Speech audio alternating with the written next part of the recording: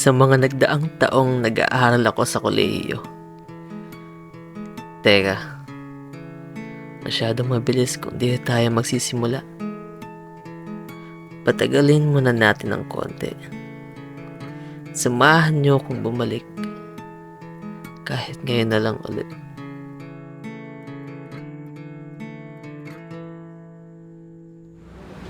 Hello, Kuya! Sa akin dyan, na-receive niyo ba yung pinadala ko laptop at phone sa inyo? Yes, Kuya! Ayos lang po kami dito at na-receive na po namin to. Thank you po, Kuya, at mukhang mamahalin po itong binili niyong laptop at cellphone. O, ingatan yan ha. Sinadala ko po yan para sa inyo. Goods to, kuya. Maayos na kaming makakagawa ng task namin dahil yung ibang subject namin ay online modality na po. Ganun ba? Sige, pagpupunti na ng pag-aaral na para makatapos kayo ng maring na matapos yung pangarap niyo. Yes, kuya. Promise po, sabay kaming makakagraduate ni Kevin. Thank you sa pagpro-provide ng mga kailangan namin. Sige na, papilot ko ako. Bye.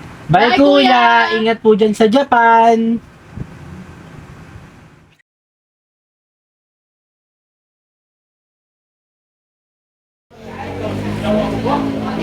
Ay, oo naman. May bagong cellphone si Rebel. Yes, te, bilinan kami ng Kuya ng cellphone namin at may laptop pa, bilis. Tara, yayamanin. Teka, di ba may exam tayo ngayon? Nakapag-review na ba kayo? Tara, review tayo bago mag-exam. Hoy, te, ba't hindi ko pa nagre-review? May exam tayo mamaya. Mamaya na, te, tinatamad pa ako. Saka naglalaro pa kami ng kaibigan ko ng Call of Duty. Bahala ka nga, puro ka cellphone. Baka bumagsak sa exam yan.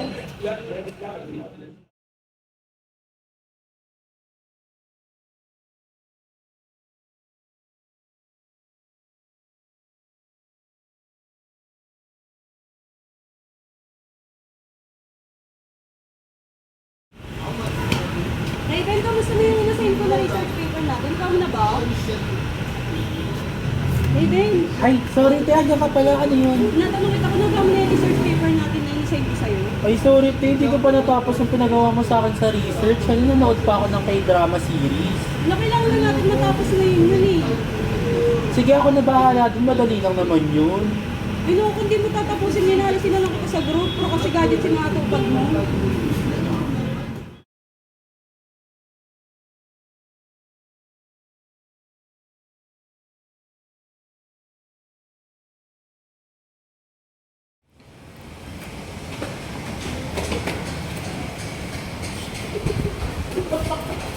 Mga tayo, anong score niyo sa exam? Ako 42. Ako 41. Kevin, anong score mo?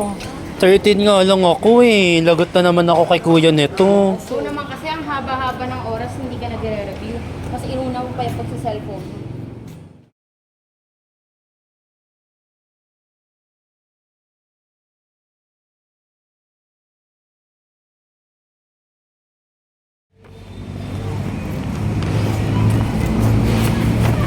Uy, Diyos, ba't mo naman ako tinanggal sa grupo natin? Wala tuloy akong grade sa research paper natin. Dapat di mo tanong yung sarili mo, pati mo nagawa yung pinapagawa ko sa'yo. Know your priorities. Kapag mo tinatanong, pati tinanggal sa group.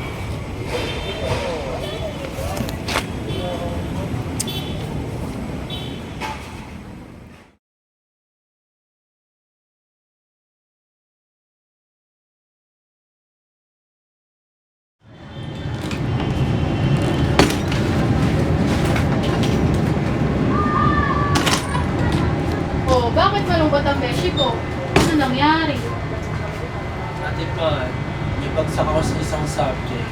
Sana wag mo muna sabihin kay kuya. Ano? Ayan kasi, simula nung binila tayo ni kuya ng laptop at phone, puro yan ang inaatubag mo. Hindi man lang kitang nakita nag-aaral dito. Lagi ka na lang nakatutok sa phone mo. Bakit? Gumagawa naman ako ng schoolwork ko eh.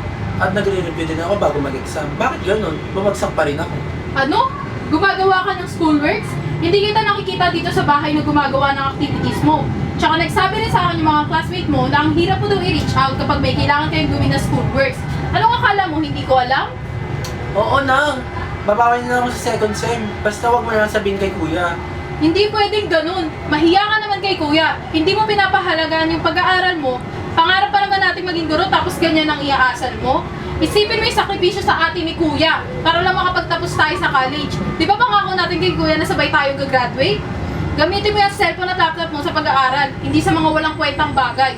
Walang magandang maituturo sa'yo ang teknolohiya na yan kung sa maling paraan mo gagamitin. Sana matauhan ka sa mga sinasabi ko dahil para rin yun sa ikakabuti mo. Responsibilidad mo kung paano mo gagamitin na tama yung mga gadgets mo.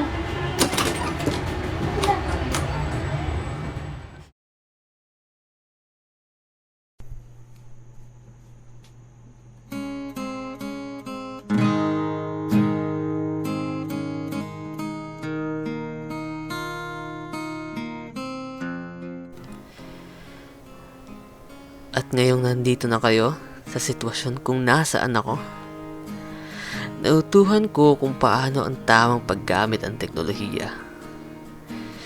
Nagkamali man ako nung una, ngunit hindi ko hinayaang makasira ito sa aking buhay. Sa makabagong panahon ngayon, ang media at teknolohiya ay hindi na bago sa ating pandinig. Ito ay isa ng parte sa ating mga buhay. Subalit, gaano man ito nakakatulong sa ating mga sarili, kung hindi naman natin ito ginagamit ng maayos ay tiyak maaari din itong maging hadlang sa ating mga buhay.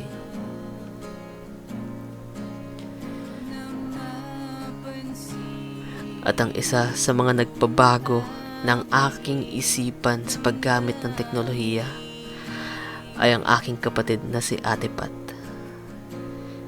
Hindi man kita nakasama hanggang sa dulo. Eto ako ngayon. Nagpapatuloy sa pangarap nating maging guro. Dahil sa'yo, nagamit ko ng tama ang mga teknolohiya para sa aking pag-aaral. Ikaw ang dahilan kung bakit ako nakapagtapos ng kolehiyo at ako na ngayon ay isang ganap na guro. Hanggang sa huli, kasama kita at si Kuya sa mga paglalakbay na akin tatahakin sa buhay. Mahal na mahal kita. Para sa iyo ang lahat ng ito, Ate Pat.